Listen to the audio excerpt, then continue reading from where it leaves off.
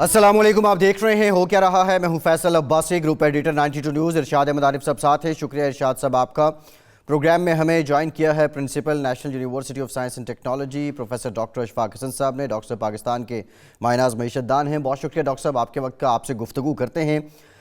IMF का जायज़ा इजलास 12 जनवरी को मुतवक्के है और इस जायज़ा इजलास से पहले पाकिस्तान की हुकूमत एक फ़ाइनेंस बिल, जिसे आम ज़बान में मिनी बजट कहा जा रहा है, वो मंजूर करवाने की कोशिश की जा रही है। इसमें IMF की भरपूर शराइत हैं और ये शराइत कुछ इस तरह हैं कि तकरीबन 350 अरब रुपए की जो टैक्स छूट थी, जो जून में बजट पेश किया गया उसमें अनाउंस की गई थी, अब वो वापस ली जाएगी और ये बोझ डायरेक्टली अवाम पर पड़ेगा।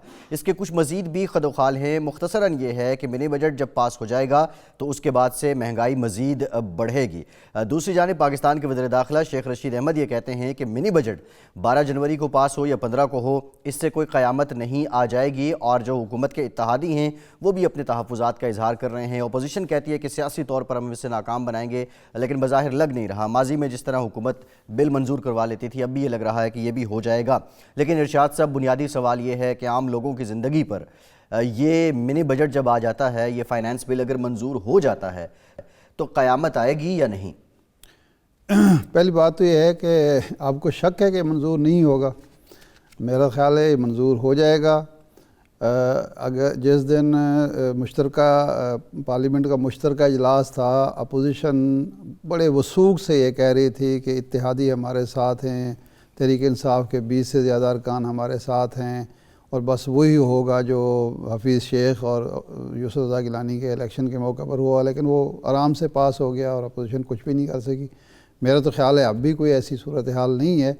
ये जब भी कोई बजट का मामला हो तो इत्तेहादियों के नखरे होते हैं, अरकान असम्बली के नखरे होते हैं और उसके बाद वो अमूमन हो जाया करता है। लेकिन 350 अरब रुपए का नया बोझ जब आप अवाम पर डालेंगे, और जिस भी शोबे में कहा यह जा रहा है कि उन शोबों में नहीं डालेंगे जिससे बराह रास्त अवाम मुतासर नहीं होते, ये कहने की बात होती है। जब भी आप छूट वापस लेंगे तो जो जिन जिन शोबों में छूट वापस होगी वहाँ महंगाई आएगी, उसके असरात दूसरी चीज़ों पर पड़ेंगे और फिर आवाम तक मुंतकिल होंगे। क्योंकि ज़ाहिर है इमरान खान साहब या उनके वज़ीर ख़जाना की जेब से तो ये 350 अरब रुपया नहीं निकलेगा।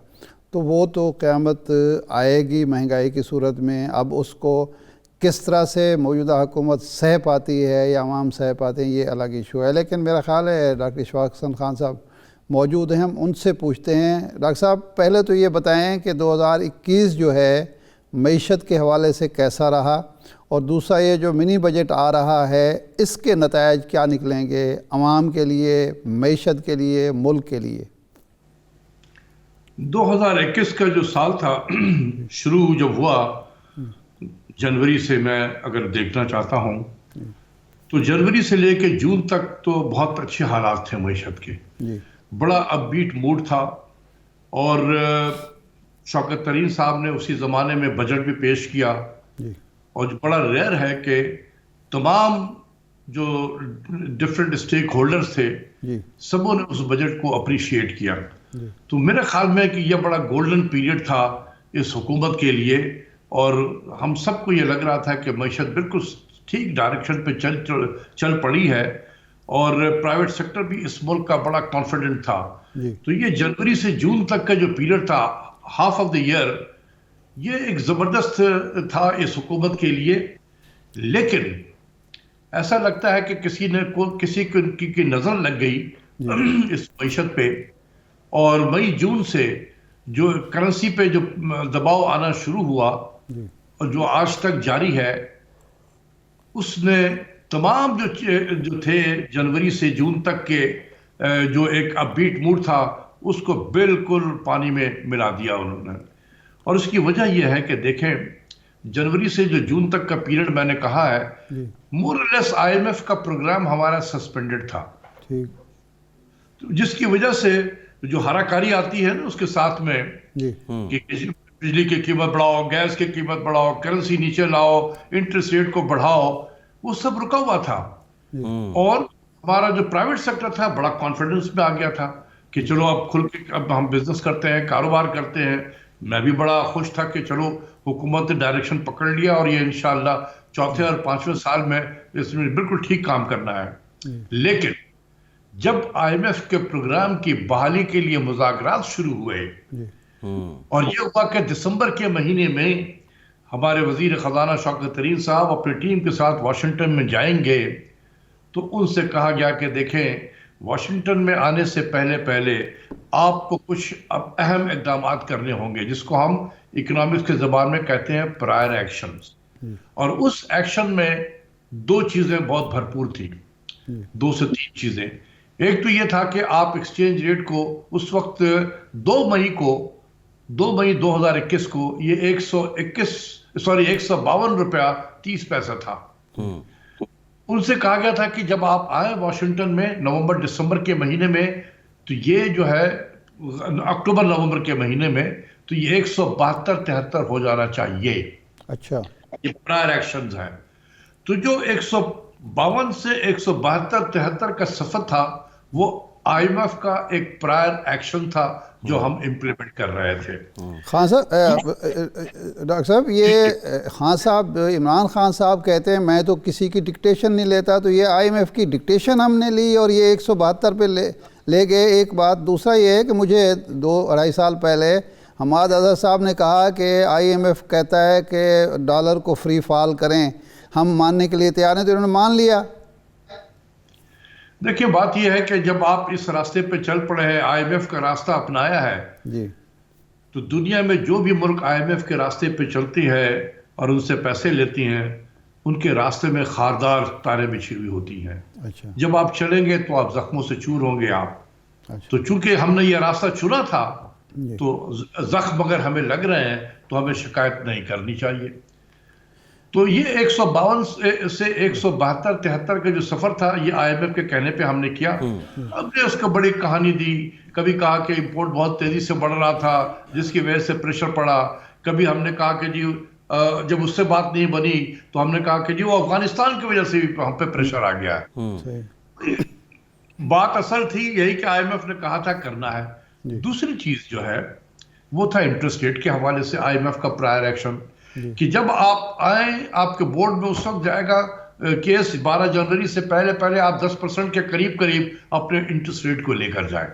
अच्छा, डॉक्टर साहब, एक बड़ी इंपॉर्टेंट बात है जो आपने डॉलर की बात की है। अभी जो हालात हैं, रुपी अंडर वैल्यूड है या ओवर वैल्यूड है, और दूसरा जो मार्केट फोर्सेस ने इसका तायुन करना था, हुकूमत की एक कमिटमेंट भी थी, तो क्या IMF के कहने पे वो मार्केट फोर्सेस अब तायुन नहीं कर रही हैं, ये हुकूमत और स्टेट बैंक ही रेगुलेट कर रहे हैं मिली भगत से? भाई, कुछ चीज़ें किताबों में अच्छी लगती हैं, रियल लाइफ इकोनॉमिक्स जरा डिफरेंट होता है। ठीक है ना?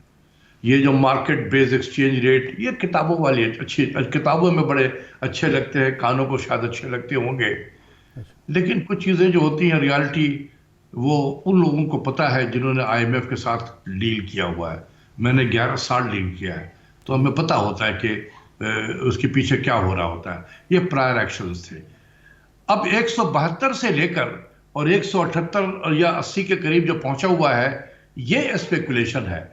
और ये देखें कि ये इसमें कॉमन सेंस है कि जब एक तरफा तौर पे आपका एक्सचेंज रेट नीचे जा रहा हो, एक तरफा, आप अपने आप को एक्सपोर्टर समझें, तो आप तो सोचेंगे कि यार मैं क्यों आज एक्सपोर्ट प्रोसीड्स अपना आज लेकर आऊं, मैं क्यों ना हफ्ता 10 दिन के बाद लेकर आता हूं। हो सकता है कि इस दौरान में 2-3 रुपया मुझे एक्स्ट्रा मिल जाएंगे डॉलर के। तो आपने आज डॉलर लाना बंद कर दिया। आपके जो साथी हैं ये इंपोर्टर हैं, इन्होंने कहा कि भाई मैं तो एक हफ्ते के बाद LC खोलने वाला था, मैं आज क्यों ना खोल लूं इस रेट पे, वरना कल को पता नहीं किस रेट पे मुझे LC खोलना होगा। उन्होंने आज डिमांड क्रिएट कर दिया। आपने शॉर्टेज क्रिएट की, आपके साथी ने डिमांड क्रिएट कर दिया। वो डिमांड सप्लाई का प्रेशर रहा, वो फिर करेंसी नीचे चली गई। तो 172 से 178 और 180 के करीब जो मूवमेंट है, ये है स्पेकुलेशन का। और इसमें ये लाजमी चीज है कि जब स्टेट बैंक एक तरफा मूवमेंट करेगा एक्सचेंज रेट का, तो ये चीजें, ये एक्सपेक्टेशन जो है फॉर फर्दर डिवैल्यूएशन, इसने होना ही है, ये लाजमी अमर है इसका, ये इकोनॉमिक्स के उसूल है। इसी तरीके से इंटरेस्ट रेट का देखें, इंटरेस्ट रेट का भी कहा गया आपको कि 10% के करीब लेकर आए, तो हम 7% पे खड़े थे। تو آپ نے دیکھا کہ نومبر کے مہینے میں جو مانیٹری پالیسی اسٹیٹمنٹ آیا تو اس کو 26 نومبر کو آنا تھا، اس کو فارورڈ کیا گیا 19 نومبر میں، ایک ہفتہ ایڈوانس کیا گیا اور 1.5% انٹرسٹ ریٹ کو بڑھایا گیا۔ وہ اس لیے کہ 7 سے 10 کے قریب پہنچنا ون گو میں وہ کوئی بہت زیادہ لگتا، تو انہوں نے ٹائمنگ اس طرح سے کی کہ پہلے ایک ہفتہ ایڈوانس کر دیا اور تاکہ ہمیں ایک اور موقع مل جائے ایک اور مانیٹری پالیسی اسٹیٹمنٹ کے حوالے سے، تو ایسے کیا اور یہ 9.75 پہ پہنچا دیا ہے جو آئی ایم ایف نے کہا ہوا تھا۔ تو یہ سارے پرائر ایکشنز ہوتے ہیں۔ ابھی جو یہ تو 2 ہو گیا ہے نا، ابھی 2 پرائر ایکشنز باقی ہیں، ٹھیک ہے ڈاکٹر صاحب، بجٹ کا اور دوسرا ہے آپ نے ابھی تک ذکر نہیں کیا ہے جس وہ ہے اسٹیٹ بینک کی اٹانومی سب میں کا۔ اسی طرف آ رہے ہیں ڈاکٹر صاحب، اسی طرف آ رہے ہیں، یہ ذرا سمجھا دیں عام لوگوں کو، اسٹیٹ بینک اگر جو بنیادی اس کا مقصد ہے معاشی ترقی کا، وہ لیسٹ پرائیورٹی ہو جائے گا، وہ آگے چلا جائے گا، اور دوسری جانب جو کیبنٹ ڈویژن ہے اس کے اختیارات کس حد تک کم ہو جائیں گے۔ موسٹ امپورٹنٹ، کیا گورنر اسٹیٹ بینک کی پاور وزیر اعظم سے یا ایگزیکٹو سے زیادہ ہو جائے گی، اور اگر ایسا ہوگا تو اس کے اثرات کیا ہوں گے؟ دیکھیں مجھے تو ابھی پتہ نہیں ہے کہ کیونکہ اتنا خفیہ رکھا گیا ہے اس رپورٹ کو، اسٹیٹ بینک کے امینڈمنٹ کو، ایکٹ کو، لیکن وہ رپورٹ جو حفیظ شیخ صاحب نے مارچ کے مہینے میں کیبنٹ سے اپروول کرایا تھا، بہت ہی عجیب طریقے سے اپروول کرایا تھا، 5 منٹ میں اپروو ہو گیا تھا، اسی کیبنٹ نے اس کی اپروول کی تھی، اور بعد میں جب ہاہاکار مچا تو پھر پرائم منسٹر نے شکایت کی اور اس کو باہر بھی کیا تھا کہ تم نے ہمیں مس گائیڈ کیا، کیبنٹ کو مس گائیڈ کیا، مجھے مس گائیڈ کیا، اور اس لیے اس کو جانا پڑا۔ دیکھیں اگر وہی ہے، اس میں کوئی تبدیلی نہیں کی ہے، جتنا کنسرن ہر کوارٹر سے شو کیا گیا ہے، اگر وہی رپورٹ ہے تو اگر اس کو پاس اگر وہ ہوتا ہے تو آپ سمجھ لیں کہ اس ملک میں 2 وزیر اعظم ہوں گے، ایک الیکٹڈ وزیر اعظم ہوگا جس کو 22 کروڑ عوام جس کو الیکٹ کرے گی، اور ایک نان الیکٹڈ پرائم منسٹر ہوگا جو ایک ٹیکنوکریٹ ہوگا اور اسٹیٹ بینک کا گورنر ہوگا۔ بلکہ ڈاکٹر صاحب آپ کہنا چاہتے ہیں کہ ایک پولیٹیکل پرائم منسٹر ہوگا، ایک فائنانشل پرائم منسٹر ہوگا، اور وہ زیادہ طاقتور، وائس رائے کہہ رہے ہیں ڈاکٹر صاحب، کہہ رہے ہیں وائس رائے ہوگا، وائس رائے ہوگا، اچھا، اور اس پاور تمام اس فائنانشل وائس رائے کے پاس ہوگا، اور یہ الیکٹڈ پرائم منسٹر اس کے دست نگر ہوگا۔ اچھا، میرے نزدیک یہ نیشنل سیکیورٹی کا ایشو ہے، اچھا، نیشنل سیکیورٹی کا ایشو ہے، میں ریپیٹ کر رہا ہوں، اچھا، کیونکہ آپ قائد اعظم کی اس اسپیچ کو سنیں جب انہوں نے 1948 سپٹمبر میں، جب 48 میں جب انہوں نے اسٹیٹ بینک کا افتتاح کیا تو اس وقت کیا کہا تھا، ان کے اوپننگ اسٹیٹمنٹ کو دیکھیں کہ یہ جو ادارہ ہے اسٹیٹ بینک آف پاکستان، یہ پاکستان کی اکنامک سیکیورٹی کا ضامن ہے۔ صحیح، جو ادارہ پاکستان کی اکنامک سیکیورٹی کا ضامن ہے، ہم اس ادارے کو کسی اور کے حوالے کر رہے ہیں۔ ڈاکٹر صاحب یہ 21 کی تو آپ نے جو وہ کیا ہے بڑی یعنی تاریخ ایک پہلو ہے، کیا 22 میں ہم امید کر سکتے ہیں کہ ہم بہتری کی طرف جائیں؟ نہیں، مطلب میں تو دعا کرتا ہوں اور میں اپیل بھی کروں گا آپ کے پروگرام سے، پرائم منسٹر سے بھی، کہ خدا کے واسطے یہ کام نہ کریں، اس کو جس طریقے سے ماضی میں ابھی 20 یا 22 لیجسلیشن جو ہے آپ نے بلڈوز کر کے پاس کرایا ہے، اس کو خدا کے واسطے نہ کرائیں۔ اور آپ یہ کہہ رہے ہیں کہ جی اپوزیشن، میں نہیں سمجھتا کہ اپوزیشن کوئی کرے گی، اپوزیشن یہ پوائنٹ اسکورنگ کرے گی اور یہ پبلک کے لیے بتائے گی کہ ہم اپوزیشن کر رہے ہیں، کیونکہ اپوزیشن کو بھی پتا ہے کہ اس آئی ایم ایف، یہ جو اسٹیٹ بینک آف پاکستان کا جو ڈاکومنٹ، جو اٹانومی کا بل ہے، یہ کس کے کہنے پہ یہ ہو رہا ہے، یہ اس کو ناراض نہیں کریں گے۔ آپ اشارہ سمجھ رہے ہیں میں کس کی طرف اشارہ کر رہا ہوں؟ دونوں جماعتیں جو ہیں یہ شور بہت کریں گی۔ اگر یہ ان کے جو ممبر آف پارلیمنٹ ہیں، سینیٹر اگر سن رہے ہیں میری بات کو، تو پھر ان سے بھی مخاطب ہوں، یہ اپوزیشن ضرور کریں گے اور یہ شور مچائیں گے کہ یہ جی ہم عوام، پتہ نہیں جیسے عوام سے بہت زیادہ محبت ہے ان کو، لیکن ایٹ دی اینڈ آف دے اسی طریقے سے مجھے ڈر ہے کہ کہیں بلڈوز ہو کر اسی طریقے سے اپروو نہ ہو. وہ پاکستان کی تاریخ کا بدترین دن ہوگا جی اور جی 22 کروڑ عوام اس حکومت کو کبھی معاف نہیں کرے گی. ٹھیک ہے، بہت شکریہ. پروفیسر ڈاکٹر اشفاق حسن صاحب پرنسپل ہمارے ساتھ موجود تھے اور یہ کہہ رہے تھے کہ اگر یہ اسٹیٹ بینک لیجسلیشن ہو جاتی ہے تاریخ دن ہوگا، عوام معاف نہیں کریں گے. پاکستان کی جو معاشی حالات ہیں اس میں ایبسلیوٹلی ناٹ کا کتنا عمل دخل ہے اور پاکستان کی معیشت پر پاک امریکہ ریلیشنز کیسے اثر انداز ہو رہے ہیں، بریک کے بعد بات کرتے ہیں.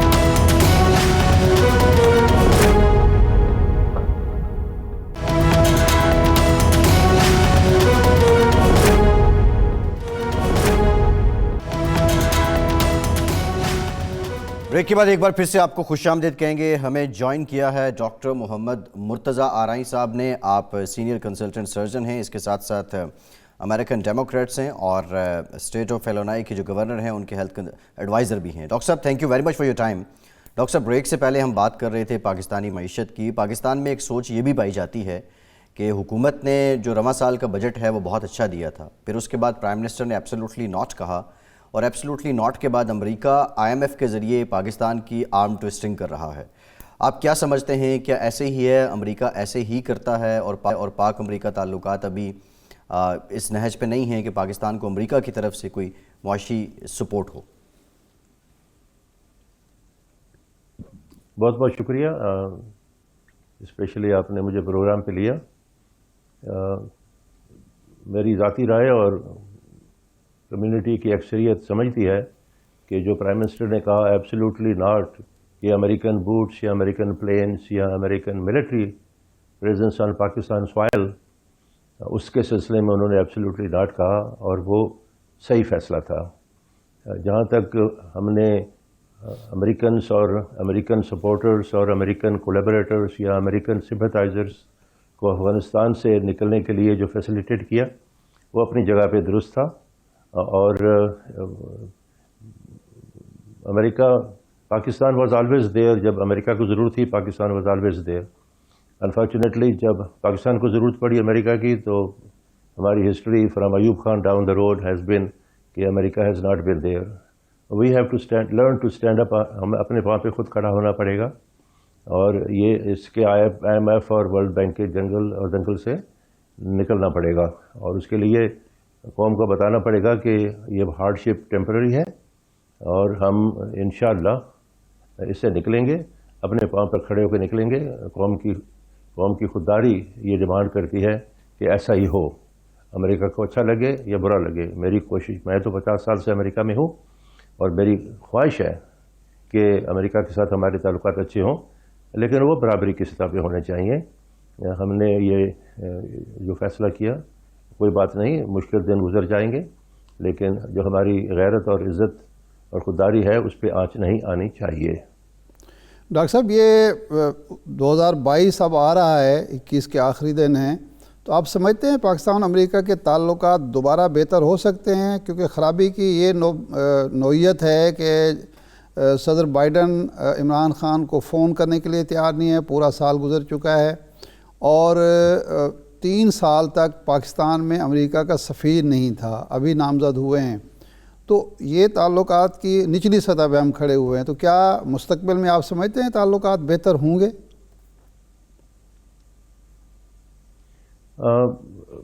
بہتر ہونے چاہیے. حقیقت یہ ہے کہ کوئی بات نہیں، 1 سال ہو گیا، نہیں ٹیلی فون آیا، کوئی بات نہیں.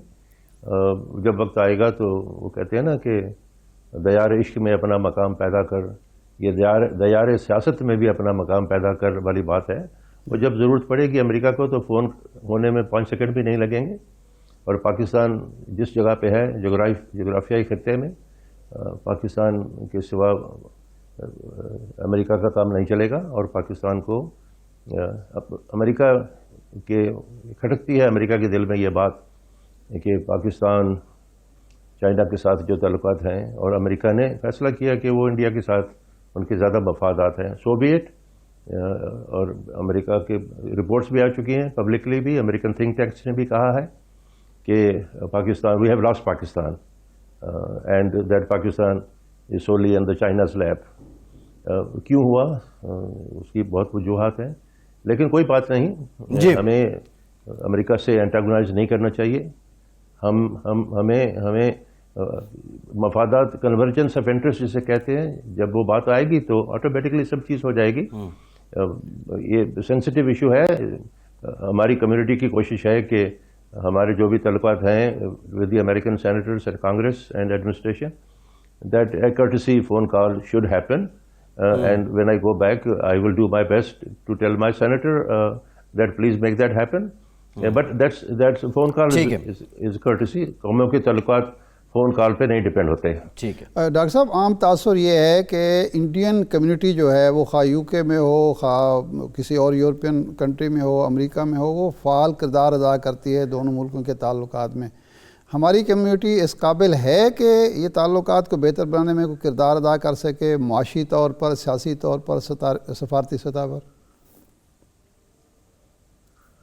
دیکھیں، ہمارے نمبرز ان جتنے نہیں ہیں، لیکن ہماری پود تیار ہو چکی ہے. ہمارے بچے تھنک ٹینکس میں ہیں، اور کمیونٹی نے، میں اگر چند مثالیں آپ کو دوں، پریسلر امینڈمنٹ میں ہم نے سینیئر سینیٹر پریسلر کو انٹائی پاکستان ان کی امینڈمنٹ تھی، ان کو ہرایا، ٹم جانسن کو الیکٹ کروایا. واشنگٹن پوسٹ نے جو آرٹیکل لکھا ان کی الیکشن کے بعد، اس میں 2 انڈینز کا اور 2 پاکستانیز کا ذکر ہوا، جس میں آپ کے خادموں کا بھی ذکر آیا کہ ڈاکٹر مرتضیٰ رائی نے اس میں کیا رول ادا کیا. اس کے بعد کیری لوگر بل آیا. تو اس کے بعد جب ہمارے جہاز پھنسے ہوئے تھے F-16، نہ پیسے مل رہے تھے نہ جہاز مل رہے تھے، اس وقت بھی کمیونٹی نے پریزیڈنٹ کلنٹن تک بات پہنچائی. اور میں خود وائٹ ہاؤس میں تھا جب پریزیڈنٹ صاحب نے پرائم منسٹر کو کہا کہ mister prime minister, you have a choice, you can take the money or you can take the planes. تو community has a record of. نہیں، لیکن ڈاکٹر صاحب اگر انہوں نے ڈاکٹر صاحب سوری، اگر انہوں نے، یہ میاں نواز شریف صاحب کا ذکر ہو رہا ہے، انہوں نے جب یہ آفر دی تھی یا آپشن دی تھی کہ آپ جہاز لے سکتے ہیں، تو ہم نے تو جہاز نہیں لیے، ہم نے منی کو پریفر کیا، اور اس کے بدلے میں بلکہ گندم لے لی، نقد پیسے بھی نہیں لیے. وہ تو ہم کہتے ہیں نا کہ you can bring the horse to water but you can make him drink. وہ تو پھر تو وہ جو الیکٹڈ لیڈرشپ ہے ان کا فیصلہ ہے نا کہ وہ کیا، کیونکہ ہم تو باہر بیٹھے ہیں، اور اس لیے وہ تو پھر جو الیکٹڈ ریپرزنٹیٹیو ہے ان کو فیصلہ کرنا ہے. ہم اتنا کر سکتے ہیں فیسیلیٹیٹ کے دونوں پارٹیز کو ملا کے اور پل پش کریں تاکہ کچھ بات بن جائے، اور وہ بات بن گئی. ٹھیک ہے ڈاکٹر صاحب، کیونکہ ہمارے اوپر امینڈمنٹس لگی ہیں. نہیں ڈاکٹر صاحب، یہ تو آپ بتائیں گے نا، آپ کے علم میں ہوگا کہ یہ ہم نے فیصلہ وہاں جب کیا تو آخر ہمارے مد نظر کیا بات تھی کہ ہم نے گندم لی، نقد پیسے بھی نہیں لیے، اور جہاز تو خیر سوال ہی پیدا نہیں ہوتا. یہ آپ نے دلچسپ بات، کیونکہ ہم یہی سمجھتے رہے کہ امریکنز نے کہا جہاز تو نہیں ملیں گے، آپ کی مرضی ہے، آپ گندم لینا چاہیں تو لے لیں. تو آپ بالکل مختلف بات کر رہے ہیں. نہیں، میں آپ کو حقیقت بتا رہا ہوں، کیونکہ میں کافی جگہ پہ میں خود موجود تھا کہ پریزیڈنٹ کلنٹن نے یہاں تک کہا کہ یہ آپ کی چوائس ہے. ہمیں کہا گیا کمیونٹی کے لیڈرشپ کو کہ please tell your prime minister he can have the money or he can have the planes. اس وقت یہ بات ہو گئی تھی کہ ہمارا ویور، یہ جو second term of Nawaz Sharif ہوا، اور جب یہ دھماکے ہوئے تو اس کے بعد جو سینکشنز لگیں، اور اس کے بعد پھر ہم نے فیصلہ شاید کیا کہ اب ہمارے پاس نیوکلیئر کیپیبلٹی ہے، اور ہمیں دیٹس جیسے کہتے ہیں نا کہ معاشرے میں education is a great equaliser. Military sense میں atomic power, having an atomic bomb capacity is a great equalizer. Maybe the government felt that we are secure as far as the security environment is concerned, and therefore we probably would not need any more F-16s, plus we had our own sideline production of with the China. So that was that decision.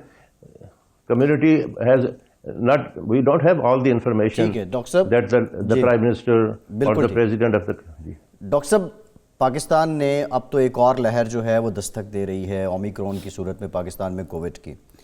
اس سے پہلے حکومت یہ دعویٰ کرتی ہے کہ پاکستان نے جو اقدامات کیے کورونا سے نمٹنے کے لیے، اور پھر جو سمارٹ لاک ڈاؤن کا کنسیپٹ تھا اس کو لے کے وہ خاصے پرچار بھی کرتے ہیں. ورلڈ اکنامک فورم نے بھی اس بات کا ادراک کیا. بیرون ملک مقیم جو کمیونٹی ہے وہ حکومت پاکستان کی کووڈ ریلیٹڈ کارکردگی کو کیسے دیکھتی ہے، اور اب جو یہ اومیکرون کی صورت میں ایک اور لہر آ رہی ہے، یہ کتنی ڈینجرس ہے پچھلی لہروں کی نسبت؟ یہ بہت معقول سوال ہے آپ کا، اور کرنٹ ایشو پہ دیکھیں، یہ جو نیو ویریئنٹ ہے، پہلا کووڈ، اس کے بعد ڈیلٹا ویریئنٹ، اب یہ جو کرنٹ ہے، یہ فارچونیٹلی جو لوگ ویکسینیٹڈ ہیں، جن کو بوسٹر ڈوز بھی لگ چکے ہیں، 2 ڈوز پرائمری ویکسینیشن پھر بوسٹر ڈوز، ان کو اگر یہ نیو ویریئنٹ جو ہے یہ بہت ایزیلی ٹرانسمیسیبل ہے، لیکن اتنا خطرناک نہیں ہے، خاص کر ان لوگوں کے لیے جن کو ویکسینیشن لگ چکی ہے۔ تو پہلی بات تو یہ ہے کہ ہم بہت مطمئن ہیں، اور I compliment the team, particularly Asad Umar and particularly the health minister doctor Faisal Sultan, کہ انہوں نے remarkable, the team including the other members of the national task force, they have done a great job. I think that we alhamdulillah, Allah subhanahu wa ta'ala نے ہم پہ رحم کیا، اور ورنہ it could have been disaster. اور ان کی policy بھی بہت اچھی رہی، ہم ان سے مطمئن ہیں۔ اب یہ ہے کہ ہمیں فوراً جو مسئلہ ہے، جو کہ ان ویکسینیٹڈ لوگ ہیں، اور ہم ویکسینیشن میں پیچھے رہ گئے نیچرلی، جو امیر لوگ ہیں دے کین افورڈ۔ اب امریکہ میں بھی 30% لوگ جو ہیں، وہ بیوقوفانہ بات تھی ٹرمپ صاحب کی کہ جناب یہ فریڈم آف چوائس ہے، تو اس لیے 30% of Americans are not vaccinated, اور they are facing the music, اور ان کو زیادہ تر ان کو ہی ہو رہا ہے، جو ویکسینیٹڈ ہے، اگر ان کو ہو بھی جاتا ہے نیو ویریئنٹ، تو سمٹمز بڑے مائلڈ ہیں اور بڑی کوئک ریکوری ہے۔ تو الحمدللہ یہ ویو ہے، لیکن اتنی خطرناک اور اتنی ڈینجرس نہیں ہے، خاص اسپیشلی اگر میٹیگیشن اور یہ جو سوشل جو ہے پیرامیٹرز ہم جو ہے ان کے اوپر عمل کریں اور ویکسینیشن لگوائیں، تو الحمدللہ یہ بھی دس ٹو شیل پاس۔ ٹھیک، بہت شکریہ ڈاکٹر محمد مرتضی آرائیں صاحب ساتھ موجود تھے اور بتا رہے تھے پاک امریکہ تعلقات پر بھی، اور جو اس اومیکرون کی ایک لہر دستک دے چکی ہے، اس کو لے کر ایک بریک لیتے ہیں۔ بریک کے بعد گفتگو کریں گے وہ لوگ جو ہم سے 2021 میں بچھڑ گئے، اور یہ جو منی بجٹ ہے اس کو لے کر اتحادی کیا رائے رکھتے ہیں، کیا کوئی ڈیڈ لاک موجود ہے؟ بریک کے بعد آپ کو بتاتے ہیں۔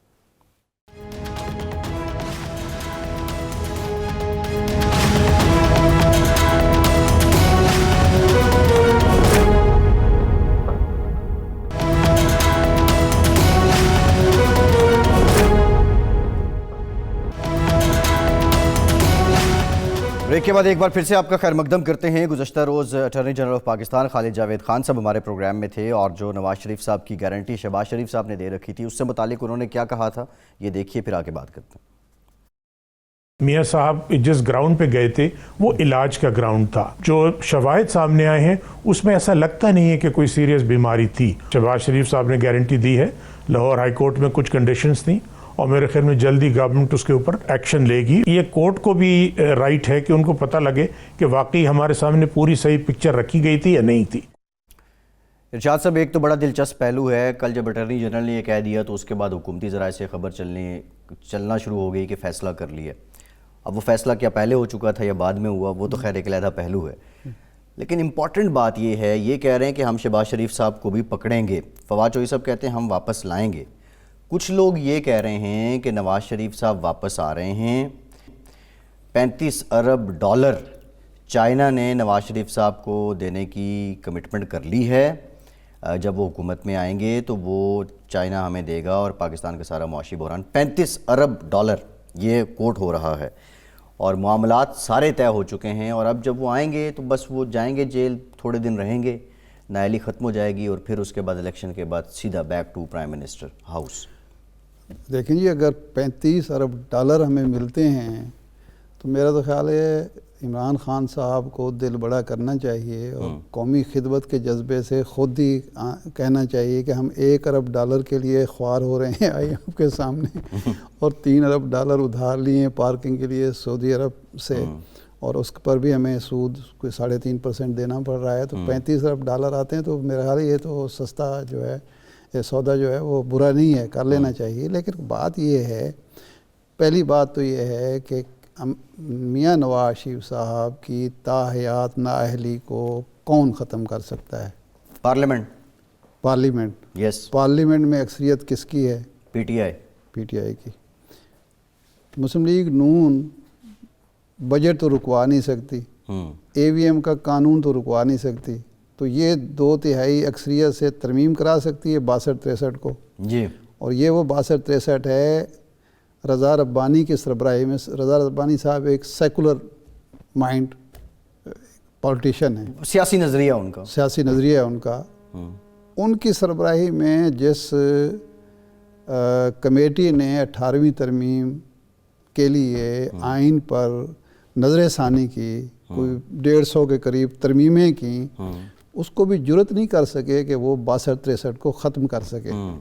اور یہ جو تاحیات نااہلی کا ایشو ہے وہ یہ ہے کہ ایک شخص جو عدالت کے سامنے جھوٹا ثابت ہو جائے، ارسپیکٹ آف کہ بندہ کون ہے، میاں صاحب ہیں یا کوئی اور ہے، وہ آئندہ کس طرح نمائندگی کر سکتا ہے؟ وہ آئندہ جھوٹ کیوں نہیں بولا کہ کون گارنٹی دے گا؟ آئندہ بددیانتی کیوں نہیں کرے گا؟ کون گارنٹی دے گا؟ قانون شہادت یہ کہتا ہے کہ ایک دفعہ اگر ایک گواہ ایک جھوٹا ثابت ہو جائے زندگی بھر اس کی گواہی قابل قبول نہیں ہے. جی. تو عوامی نمائندگی کس طرح قابل قبول؟ ایک ترمیم کرنی پڑے گی. اور اگر عدالتی نظام، ہمارا نظام عدل جو ہے وہ بالکل ننگا ہو کے بھی سامنے آ جائے تو میرا نہیں خیال کہ وہ اپنے سر یہ لے گا کہ ایک چیز جو ایک بڑے بینچ نے کیا ہے فیصلہ اس کو بدل کے رکھ دے، جبکہ عدالتی روایات بھی نہیں ہیں، قانون بھی نہیں ہے، آئین بھی نہیں. ایک بات، ایک تو یہ پہلو ہے. دوسرا یہ ہے کہ اس وقت اسٹیبلشمنٹ کا کیا کہاں، یعنی وہ جو پنجابی میں کہتے ہیں نا باں بیلنے چاہنا، کہاں اسٹیبلشمنٹ پھنسی ہوئی ہے بری طرح کہ وہ نواز شریف صاحب کے بغیر معاملات چل نہیں رہے. جی. کون سی ایسی مجبوری نظر آتی ہے؟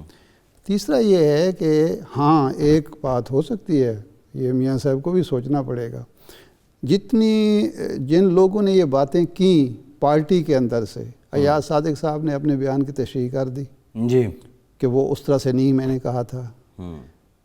خرم دستگیر صاحب ہمارے پروگرام میں تردید کر چکے، شاید وہ نہیں خاقان آ صاحب رہے. کر چکے، شاید خاقان عباس صاحب نے کل تردید کر دی کہ نہیں میرے شاہد رفیق صاحب پہلے کہہ چکے تھے نہیں واپس آنا چاہیے. وہ حسن اقبال صاحب کہہ رہے ہیں کہ جب تک علاج مکمل نہیں ہوتا اس وقت تک نہیں آئیں گے. تو وہ کون سے ذرائع ہیں کہ پارٹی لیڈروں کو بھی علم نہیں ہے، نہ کسی ڈیل کا، نہ واپسی کا، نہ واپسی کی تاریخ کا، اور ہم کہے جا رہے ہیں کہ اچھا پارٹی بھی ڈیل کو آن نہیں کر رہی. انٹرسٹنگ بات یہ ہے کہ وہ بھی ڈیل، وہ کہہ رہے ہیں ڈیمانڈ ہے ہماری بھائی آئین کی بالادستی ہو. دوسرا یہ ہے کہ اگر کوئی، میری جو معلومات ہیں، میں نے مسلم لیگ نون کے دوستوں سے بھی باتیں کی ہیں، دوسرے کوارٹر سے بھی کچھ دوستوں سے رابطے ہیں، کوئی بھی یہ ماننے کے لیے تیار نہیں ہے کہ کسی قسم کے کوئی رابطے بھی ہوئے ہیں. جی. اگر کوئی رابطے ہوئے، ایک آدمی نے مجھے ہنستے ہوئے کہا کہ یہ اسی طرح کے رابطے ہیں جیسا شہباز شریف صاحب سے ہوئے تھے. جی. کہ واپس وہ آ گئے یہاں اور انہوں نے ایک کابینہ کی لسٹ بھی بنا لی اور آگے وہ جیل بھیج دیے گئے. جی. اور جو رابطے ہوئے تھے جب فون کرتے تھے تو وہ فون بند ملتے تھے. تو اس طرح کے اگر کوئی رابطے ہیں تو اور بات ہے، ادروائز یہ افواہیں ہیں، یہ کیا سارائیں ہیں، یہ خواہشات ہیں، یہ اس کے علاوہ کچھ نہیں. یہ ایک سیاسی حکمت عملی بھی ہو سکتی ہے نون لیگ کی. عموماً نون لیگ کا ماضی تو یہی رہا ہے کہ 2 شاہراہیں کھول دیتے ہیں اور پھر وہ منزل ایک ہی ہوتی ہے، وہاں جا کے پہنچتے ہیں. خیر، جو ایک اور معاملہ ہے، آج کابینہ کا خصوصی اجلاس ہونا تھا جو نہیں ہو سکا، اب کل پہ ہے. پچھلے 5-7 دنوں سے جب سے یہ سیشن شروع ہوا ہم یہ دیکھ رہے ہیں منی بجٹ آ رہا ہے، وہ ابھی تک آیا نہیں ہے. کل طارق بشیر چیمہ صاحب کی جانب سے ایک رپورٹ ہوا ان کو منسوب کر کے کہ انہوں نے کہا کہ ہم نے عوام کو اور پارٹی کو بھی بتانا ہوتا ہے کہ یہ کیا ہے. اتحادی کیا اس منی بجٹ پہ رضامند ہیں یا جینون گریوینسز ہیں، شکایات ہیں ان کی، جس کی وجہ سے ابھی ڈیڈ لاک ہے کہ یہ منی بجٹ پیش نہیں کیا گیا؟ دیکھیں بات یہ ہے کہ اتحادیوں کے ریزرویشنز ہیں اور وہ ریزرویشن پی ٹی آئی کے بعض ارکان کی بھی ہیں کہ منی بجٹ منظور کرنے کے بعد ہمارے لیے مسائل بڑھ جائیں گے. مہنگائی کا طوفان اگر آیا تو ہمارا حشر بھی وہی ہوگا جو کے پی کے میں ہمارے میئر کے نمائندوں کا ہوا ہے، امیدواروں کا ہوا ہے، یا تحصیل چیئرمین کے یہ ہو سکتا ہے. لیکن ایک بات میں آپ کو بتاؤں، جی، حکومت کسی کی ہو، خواہ وہ عمران خان کی ہو، خواہ نواز شریف صاحب کی ہو، خواہ وہ زرداری صاحب کی ہو. جب وہ حکمران ہوتے ہیں تو ارکان اسمبلی نہیں بعض وزیر بھی بڑی باتیں کر رہے ہوتے ہیں خلاف. جی ان گناہ گار قانون نے ایسی باتیں نواز شریف صاحب کے بارے میں، زرداری صاحب کے بارے میں، بے نظیر بھٹو صاحبہ کے بارے میں، یوسف رضا گیلانی صاحب کے بارے میں سنی ہیں. ان کے اپنے ہی وزیروں سے اور قریبی لوگوں سے. اپنے وزیروں سے، اپنے ایک شخص، ایک وزیر جو تھے، ان کو 6 مہینے میاں نواز شریف صاحب نے ملاقات کے لیے نہیں بلایا اور 6 مہینے کابینہ کا اجلاس بھی نہیں ہوا. وہ شکایت لے کر آئے مجید نظامی صاحب کے. جی اور جب مجھ سے بات ہو رہی تھی تو لگتا تھا کہ کل استعفیٰ دے دیں گے. وہ وزارتیں ختم ہو گئی، حکومتیں ختم ہو گئی، نواز شریف صاحب جیل میں چلے گئے. وہ آج بھی پارٹی کے ساتھ کھڑے ہوئے ہیں. جی نواز شریف صاحب کے بیرون ملک جانے کے باوجود بھی پارٹی نہیں چھوڑی انہوں نے. تو یہ باتیں ہوتی ہیں. کل یا پرسوں یہ منی بجٹ پیش ہوگا، ہم دیکھ لیں گے، آپ دیکھ لیں گے. لیکن اس لیے کہ خواہ اتحادی ہوں، خواہ ارکان اسمبلی ہوں پی ٹی آئی کے، ان میں سے کوئی بھی نہیں چاہتا کہ یہ حکومت گر جائے. صاحب ٹھیک ہے، بالکل ٹھیک ہے.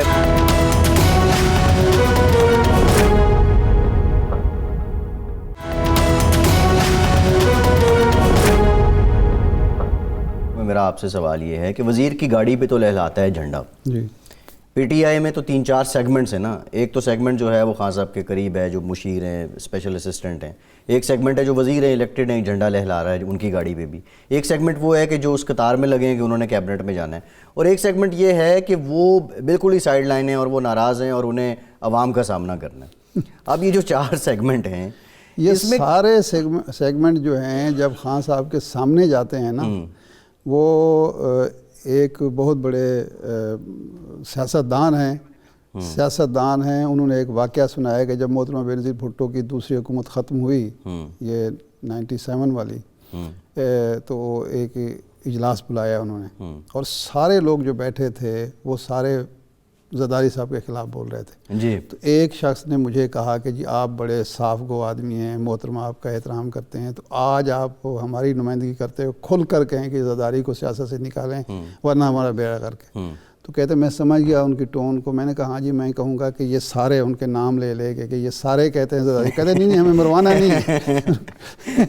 ارشاد صاحب خیر یہ بڑا انٹرسٹنگ ہے. وہ بہت سی باتیں یاد آ رہی ہیں، لیکن یہ سال 2021 اور ہر سال ہے، ایک نظام فطرت ہے، لوگ آتے ہیں، کچھ لوگوں کا جنم ہوتا ہے، کچھ چلے جاتے ہیں.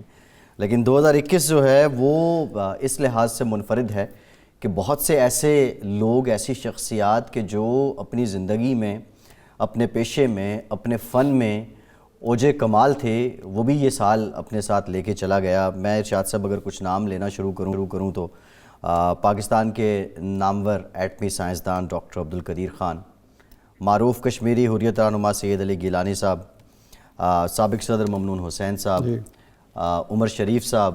صحافت کا ذکر کریں تو عارف نظامی صاحب، قدرت اللہ چودھری صاحب، رحیم اللہ یوسف زئی صاحب، ضیاء شاہد صاحب. سفارتکاروں کی بات کریں ضیاء الدین صاحب، واجد شمس الحسن صاحب، بیگم نسیم ولی صاحبہ، سردار عطا مینگل صاحب، پرویز ملک صاحب. مطلب ایسے لوگ ہیں کہ جو بیگم نسیم ولی خان صاحبہ. سر یہ لوگ اوجے کمال تھے، یہ چلے گئے. لیکن سوال یہ ہے کہ اگر ڈاکٹر عبدالقدیر صاحب کو ہی لے لیں تو کیا وہ خلا کبھی پر ہوگا؟ سید علی گیلانی صاحب کو لے لیں. دیکھیں سید علی گیلانی صاحب کشمیر میں پاکستان کی آواز تھے، اور میں اگر یہ بات کہوں کہ وہ ہم سب پاکستانیوں سے زیادہ پاکستان کے محبت میں گرفتار تھے، زیادہ بڑے پاکستانی تھے، تو یہ غلط نہیں ہوگا.